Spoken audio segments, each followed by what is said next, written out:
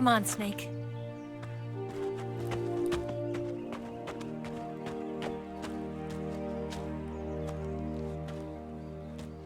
We made it.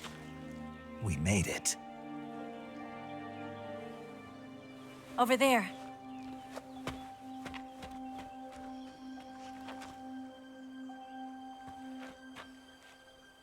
It's the boss, isn't it? I'll go get the wig ready to take off. Right. I'll leave you two alone. But come back in one piece, okay?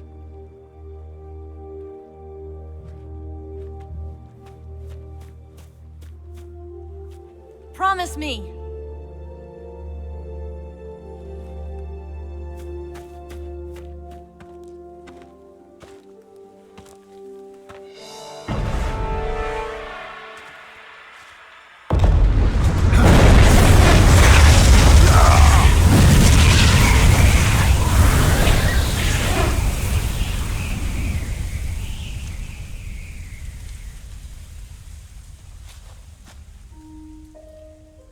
Life's end. Isn't it beautiful? It's almost tragic. When life ends, it gives off a final lingering aroma. Light is but a farewell gift from the darkness to those on their way to die. I've been waiting, Snake, for a long time. Waiting for your birth, your growth, and the finality of today. Boss. Why are you doing this? Why? To make the world one again. The world used to be whole. But with the end of the Second World War, the philosophers began to fight amongst themselves, and the world was torn apart. The Cobras, my comrades who trained and fought alongside me, were torn apart as well. The foibles of politics and the march of time can turn friends into enemies just as easily as the wind changes. Ridiculous, isn't it? Yesterday's ally becomes today's opposition. And this Cold War? Think back. When I was leading the Cobras, America and Russia were fighting together. Now, consider whether America and Russia will still be enemies in the 21st century. Somehow I doubt it. Enemies change along with the times, the flow of the ages, and we soldiers are forced to play along. I didn't raise you and shape you into the man you are today just so we could face each other in battle.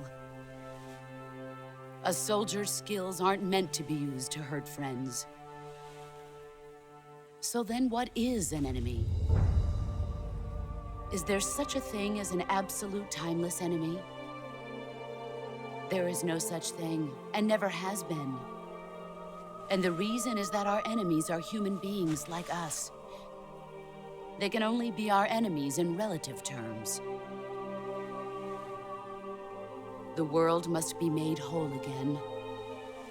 The philosophers must be reunited. I will devote my skills to that purpose. And with the Colonel's money, I will achieve that end. Just as I once created the Cobras. They are my family. I may no longer be able to bear children, but I still have a family.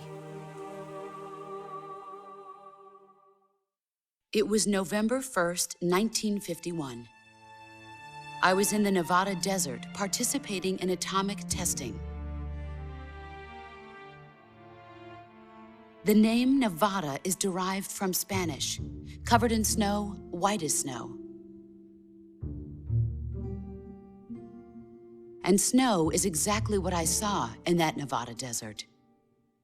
It froze my blood white.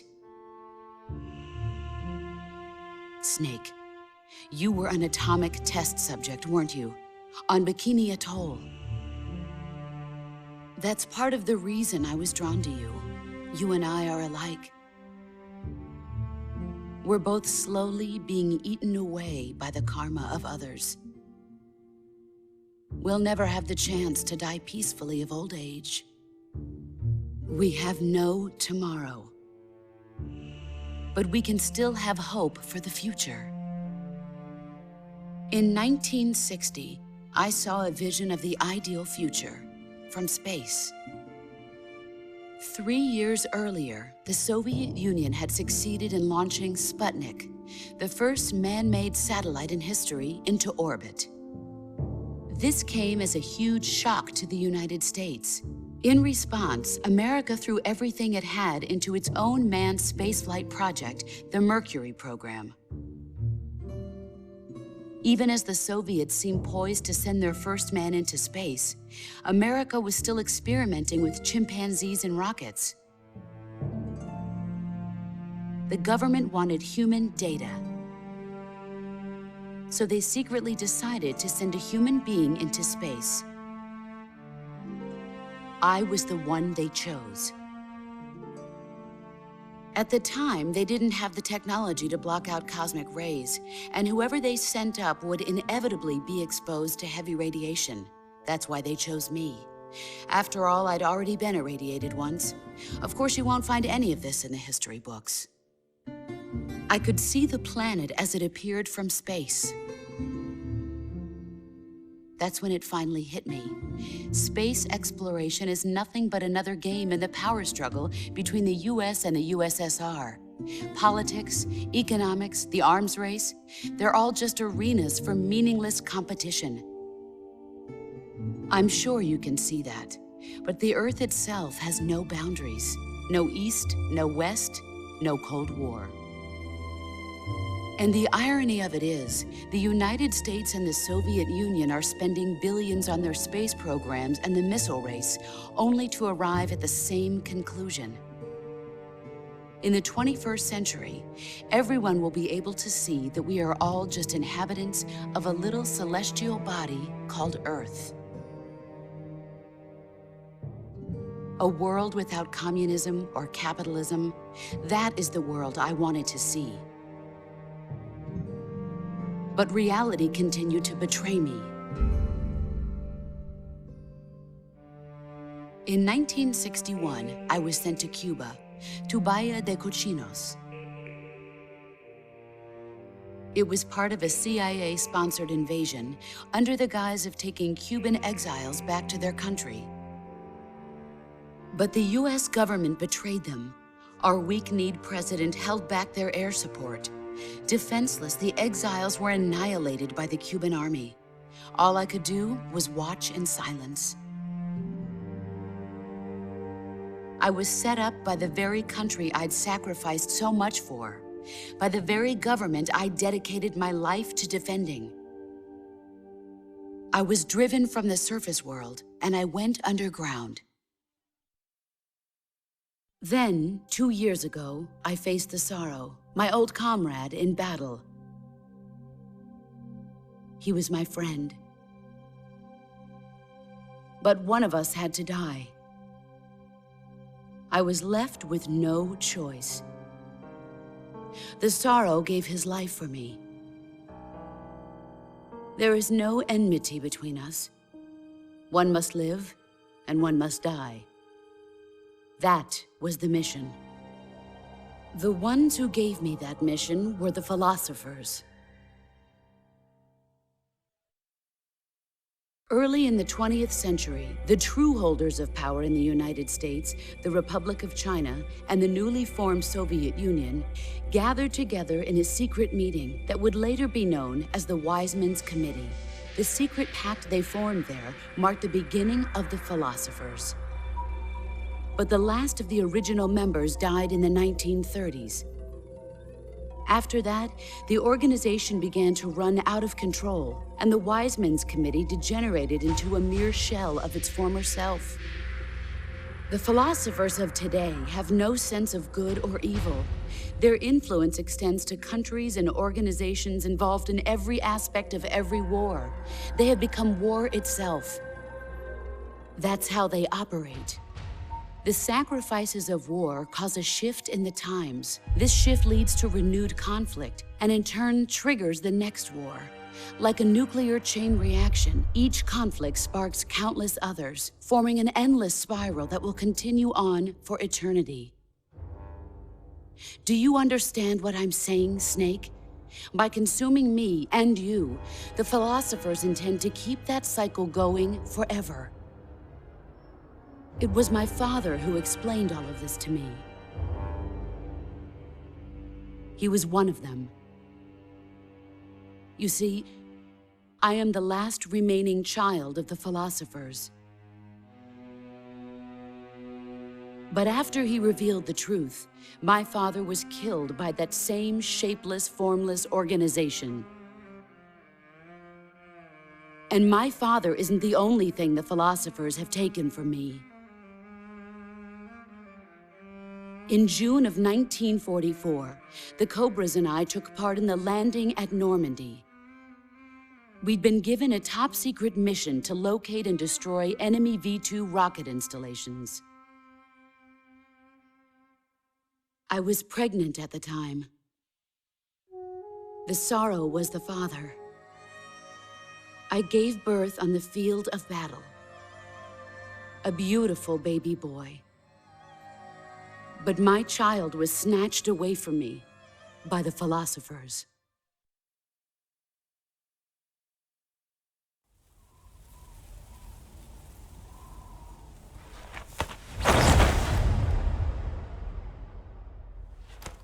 Look at this scar. This is proof that I was once a mother. I gave up my body and my child for my country. There is nothing left inside me now. Nothing at all. No hatred, not even regret. And yet sometimes at night, I can still feel the pain creeping up inside me, slithering through my body like a snake.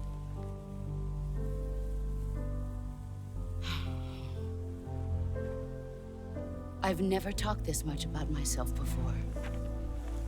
Thanks. Thanks for listening to me.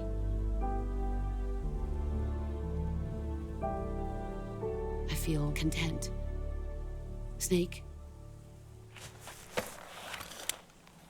Commence the operation. I raised you. I loved you. I've given you weapons, taught you techniques, endowed you with knowledge. There is nothing more for me to give you. All that's left for you to take is my life, by your own hand. One must die, and one must live. No victory, no defeat. The survivor will carry on the fight. It is our destiny. The one who survives will inherit the title of boss. And the one who inherits the title of boss will face an existence of endless battle. I'll give you 10 minutes. In 10 minutes, MiGs will come and bomb the hell out of this place. If you can beat me in less than 10 minutes, you'll be able to escape in time. Let's make this the greatest 10 minutes of our lives, Jack. Boss. You're a soldier. Finish your mission. Prove your loyalty. Face me. I come.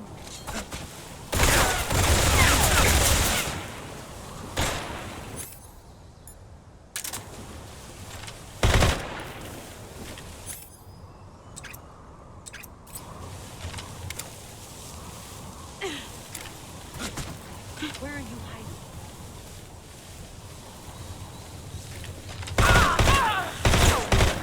I'm the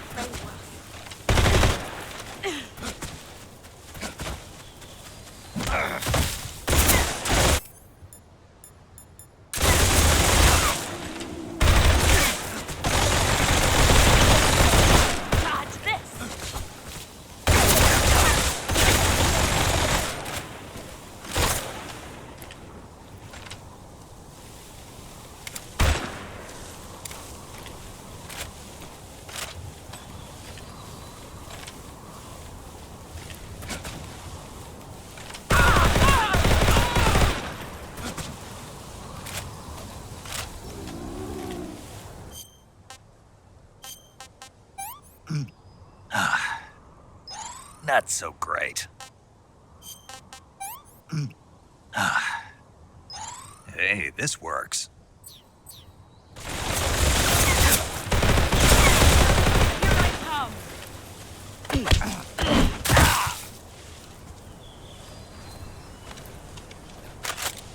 Nice try.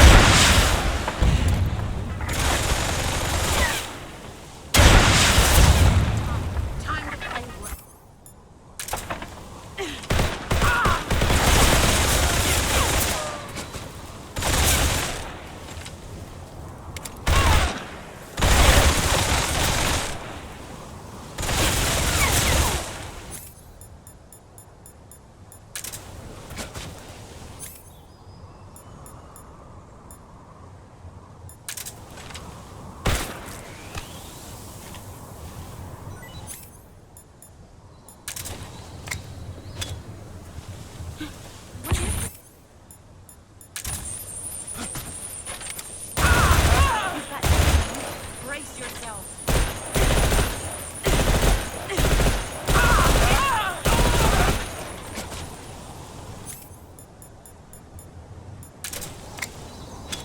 Get ready.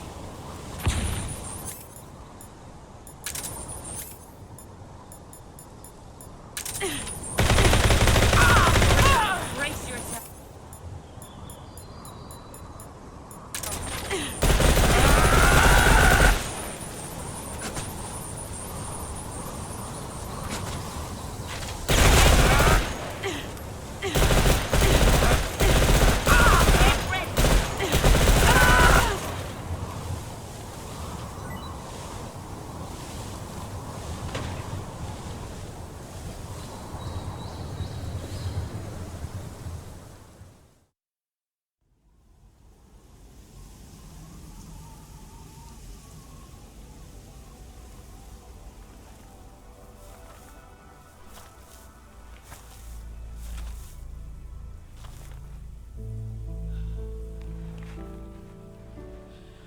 Take this. Keep it safe.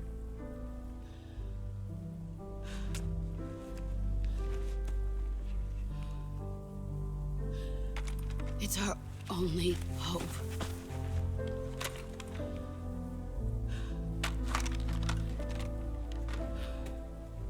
A patriot? Why are you giving me this? Jack. Or should I say, Snake. You're a wonderful man.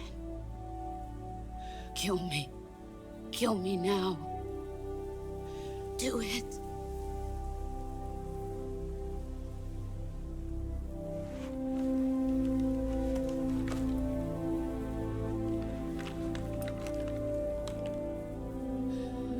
There's only room for one boss and one Snake.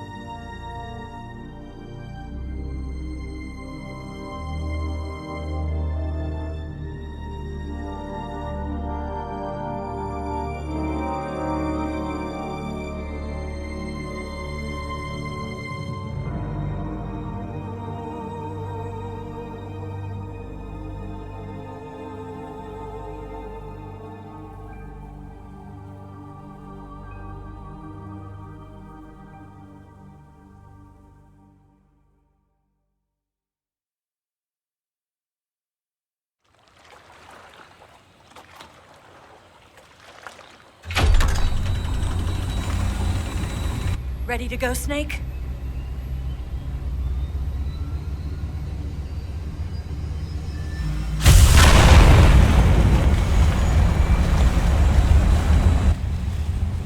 Are you okay? Snake? Yeah.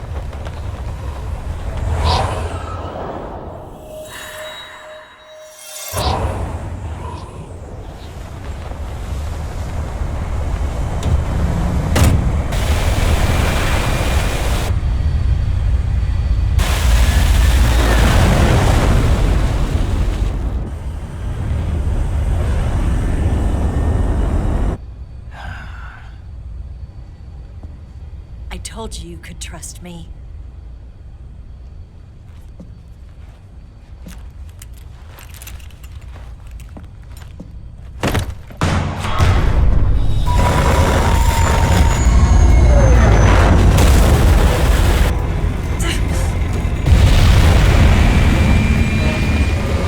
Snake! Ocelot! We're not done yet!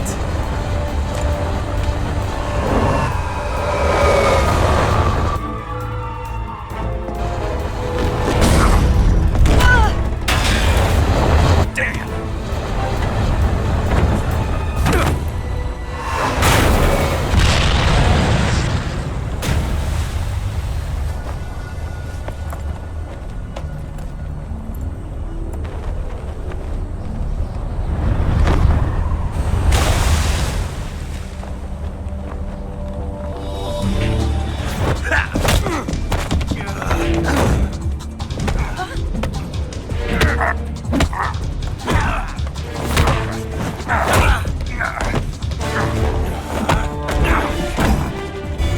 Too heavy!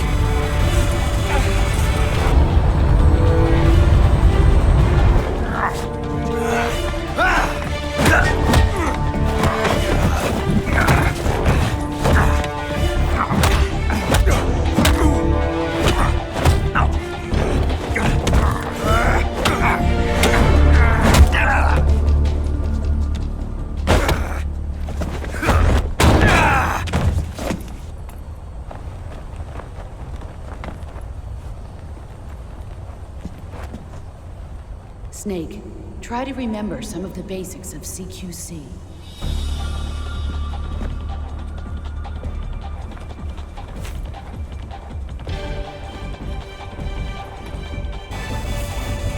Not good!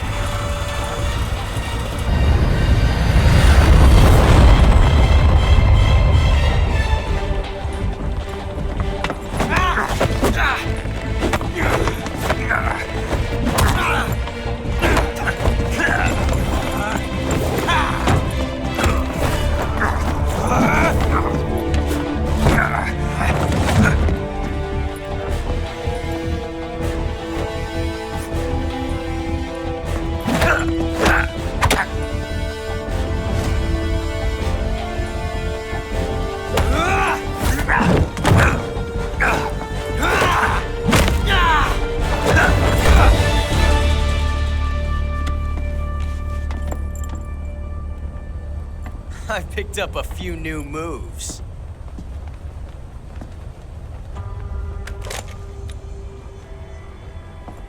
Huh. It doesn't feel right to shoot an unarmed man.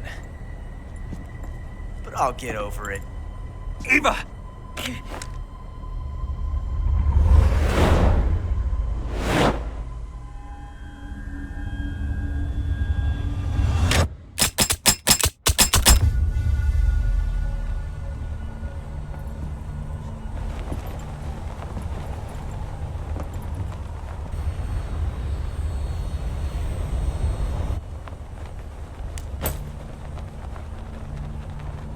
What do you say to one last showdown? Yeah, all right.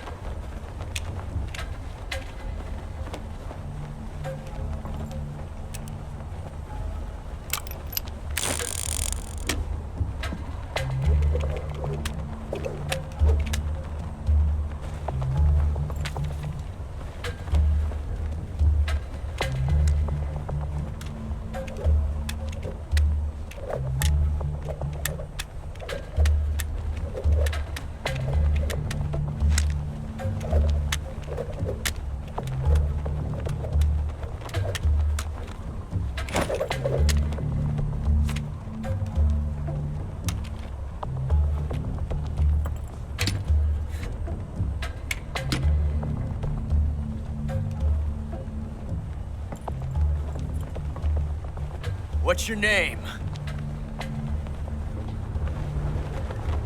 Snake. No. Not that name. You're not a snake, and I'm not an ocelot. We're men with names. My name is Adamska. What's yours? John. Very well, John. Plain name. But I won't forget it.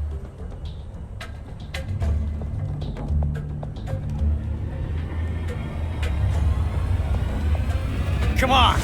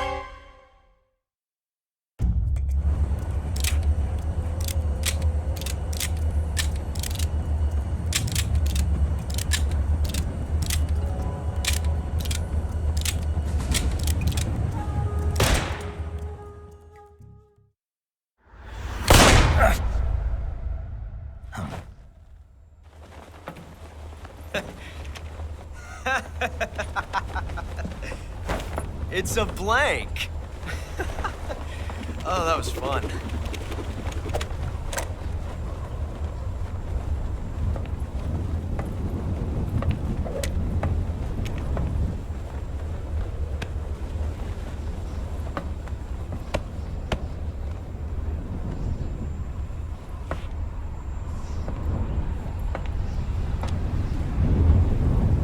Till we meet again, John.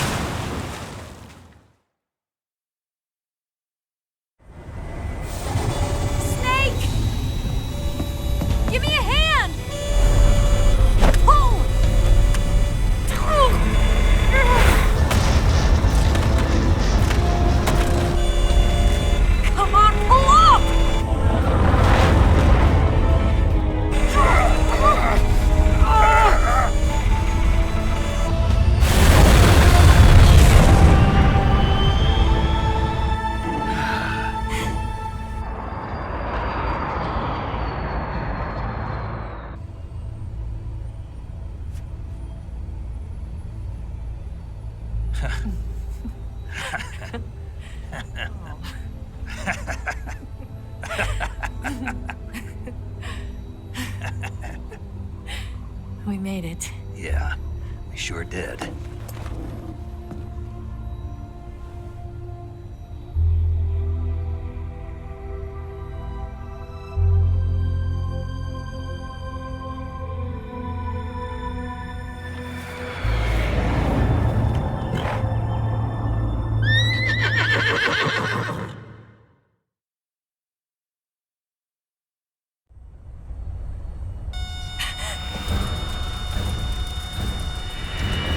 Oh no, Migs!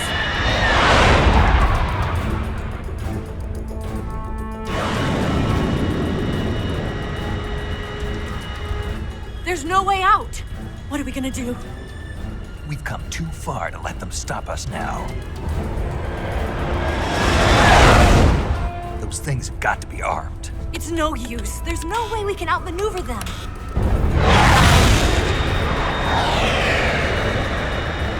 They're gonna shoot us down. We were so close. Weapon systems on. Locked on target. I got tow. You were great, Eva. Huh? Thanks.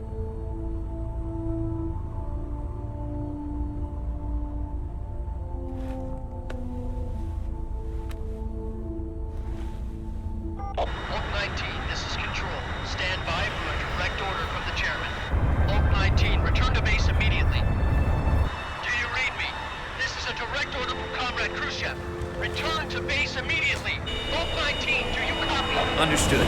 Aborting mission. RTB. Look! The MiGs are turning back! Woo!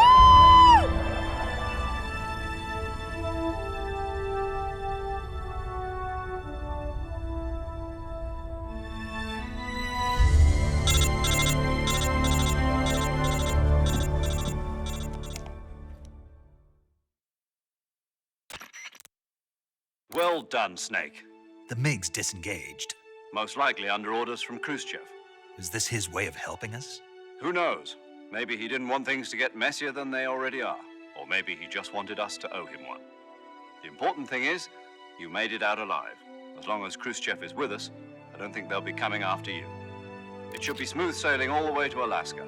I'm sending someone out to Galena Base to meet you. To meet me? The DCI and the President himself are waiting at Langley. Don't keep them waiting.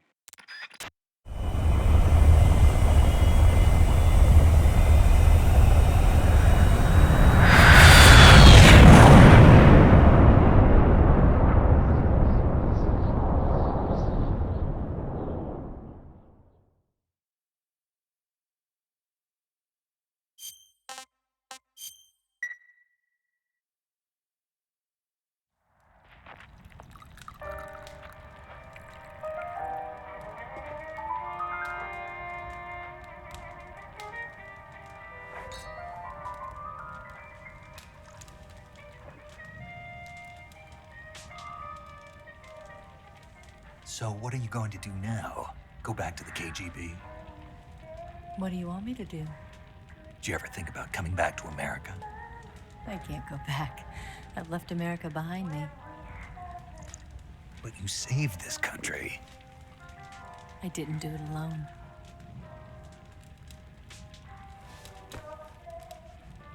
And I still owe you a dinner.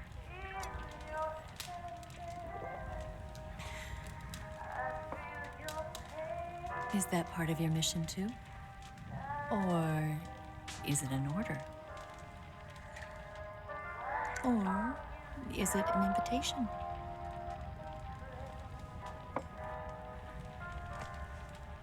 Or a proposal? I don't take orders from anyone now.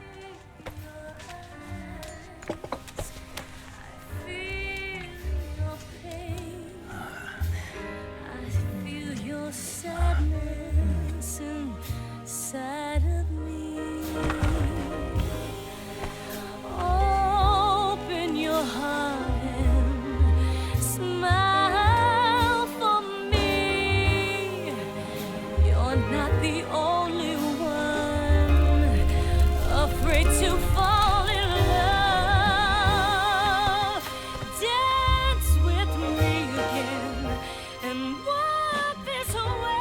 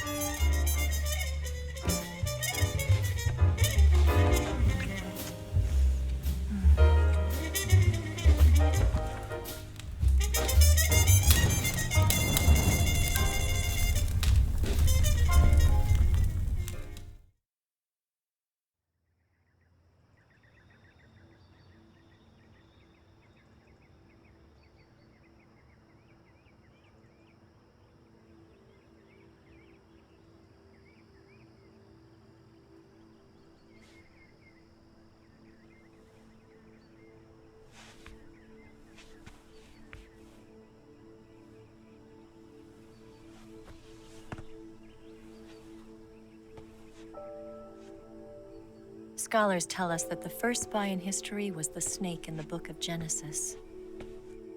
In that story, it was Eve who was tempted by the snake in the Garden of Eden. But this time around, it was I who tempted the snake and got away with the forbidden fruit of knowledge. Forgive me, Snake.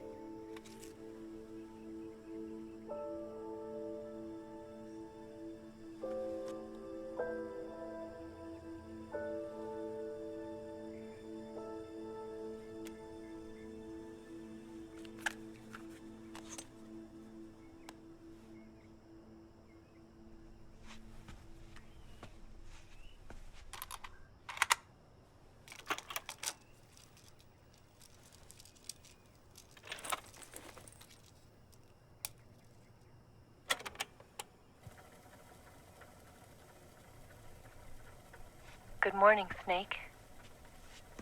I hope you slept well. First of all, I have to apologize. I wasn't sent by Khrushchev. I'm not a KGB spy, and I never worked for the NSA.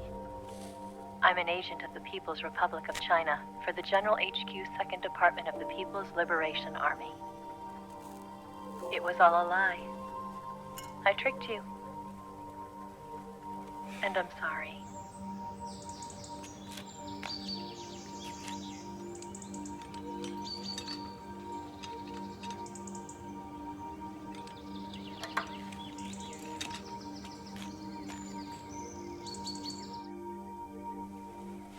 The philosophers still exist in China, too.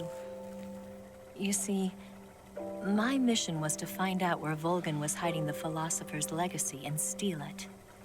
So I infiltrated his base as a KGB spy. The 2 NSA codebreakers who defected in 1960 were actually both men.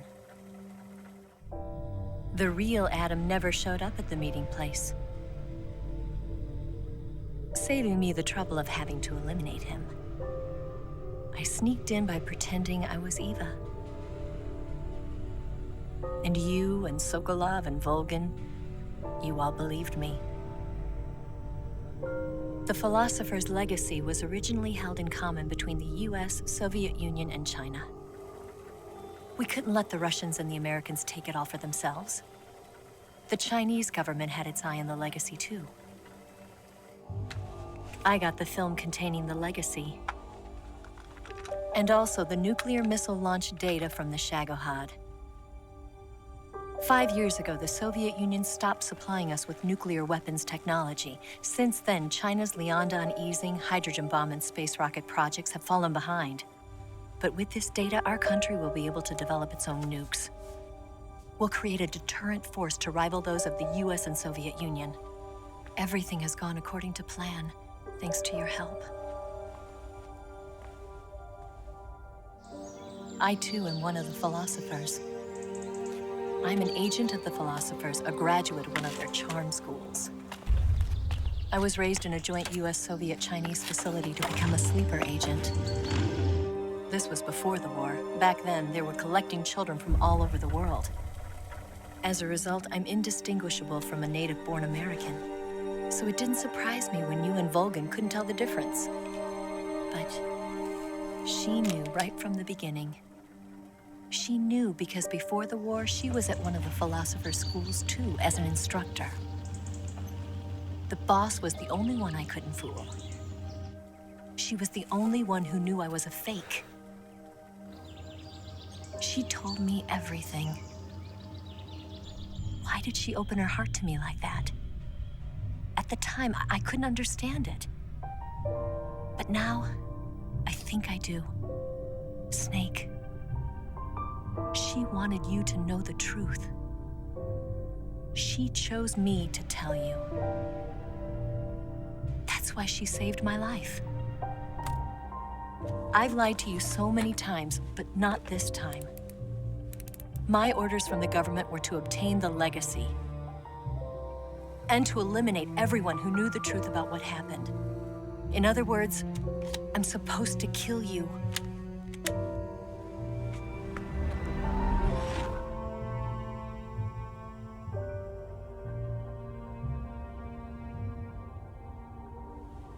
But I can't do it. Not because we loved each other. And not because you saved my life. But because I made a promise to the boss. And I intend to keep it. I just wanted you to know. And you have to live.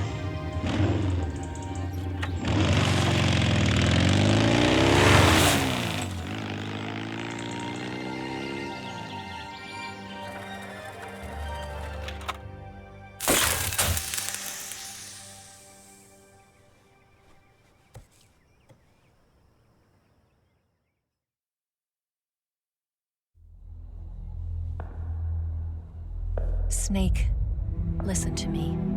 She didn't betray the United States. No. Far from it. She was a hero who died for her country. She carried out her mission knowing full well what was going to happen. Self-sacrifice. Because that was her duty.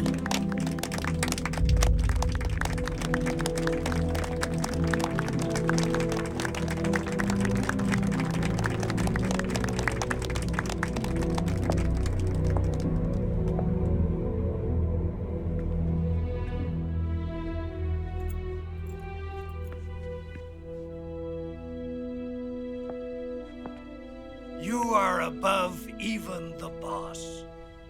I hereby award you the title of Big Boss.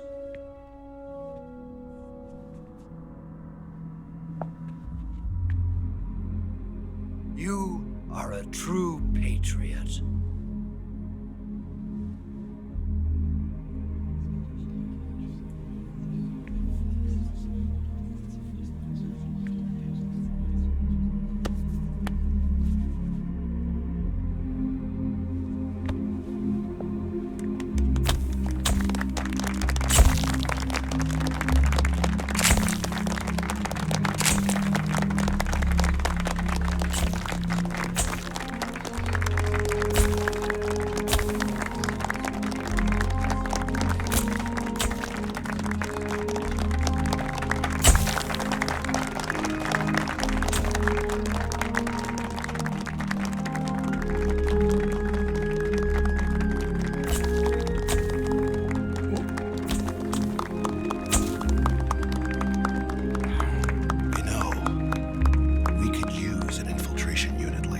In the army.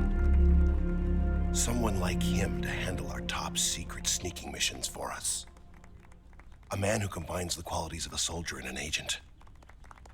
The boss's defection was a ruse set up by the US government. It was all a big drama staged by Washington so they could get their hands on the philosopher's legacy. And the boss was the star of the show.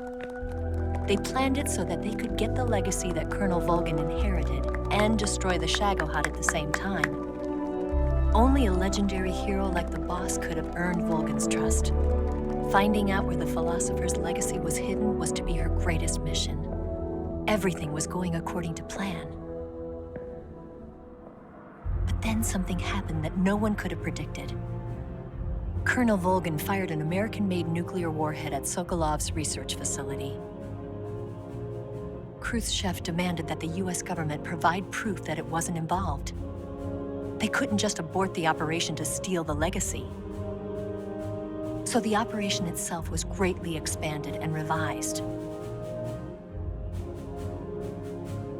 The authorities in Washington knew that in order to prove its innocence, they'd have to get rid of the boss, and that one of their own would have to do the job. The public couldn't be allowed to find out about it. Not ever. This, they concluded, would be the best way to keep the whole thing under wraps. The boss wouldn't be allowed to come back home alive, and she wouldn't be allowed to kill herself. Her life would be ended by her most beloved disciple. That was the way the government wanted it. That was the mission she was given, and she had no choice but to carry it out. Her death at your hands was a duty she had to fulfill. Out of duty, she turned her back on her own comrades. A lesser woman would have been crushed by such a burden. The taint of disgrace will follow her to her grave. Future generations will revile her. In America as a despicable traitor with no sense of honor. And in Russia as a monster who unleashed a nuclear catastrophe. She will go down in official history as a war criminal. And no one will ever understand her. That was her final mission. And like a true soldier, she saw it through to the end. But I think she wanted you, of all people, to know the truth. She wanted to live on, in your memory. Not as a soldier, but as a woman. But she was forbidden to tell you herself. And that's why she told me. Snake, history will never know what she did. No one will ever learn the truth. Her story, her debriefing, will endure only in your heart.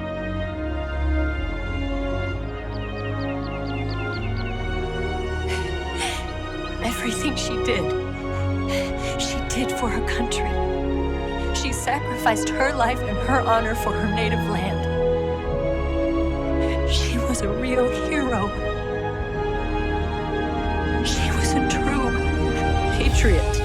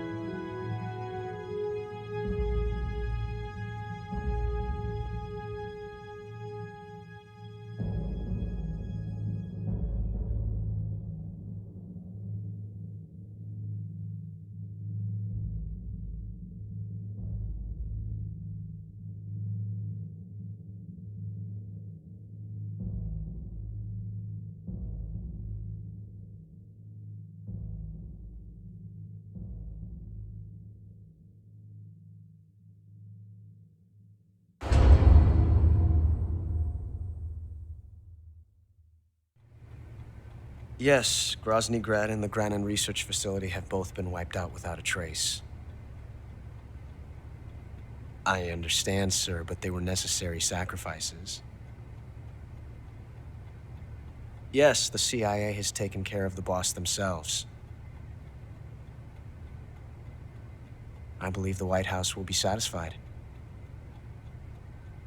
Khrushchev is finished. Your time has finally arrived. Yes, the American president is relying on us to keep a lid on the whole affair. We've got him by the balls. It should make a valuable trump card in future negotiations. Yes, Chief Director, of course. I'll keep the KGB informed.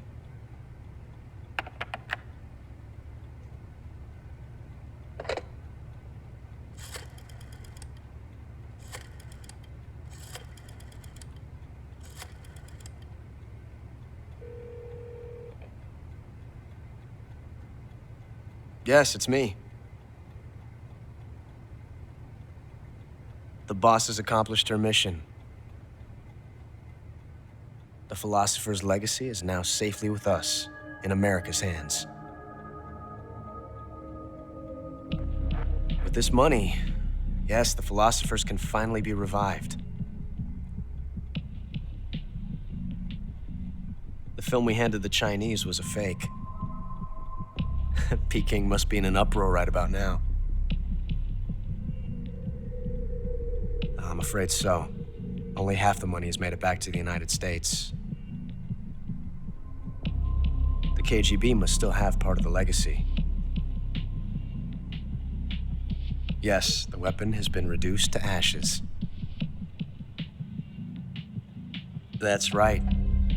Grozny Grad has been obliterated by the Davy Crockett we brought in as well.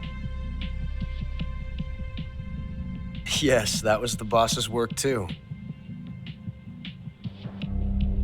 Speaking of which, I've obtained something from Granin that you might find interesting. It's a revolutionary new nuclear attack system. Perhaps it might just come in handy someday. Yes, we have Snake to thank for that. Khrushchev believed it as well.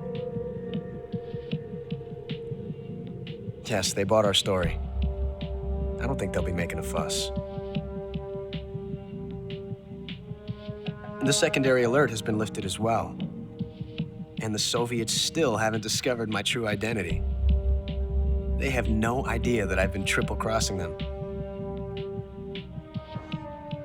I will continue my activities as a contact for the new government.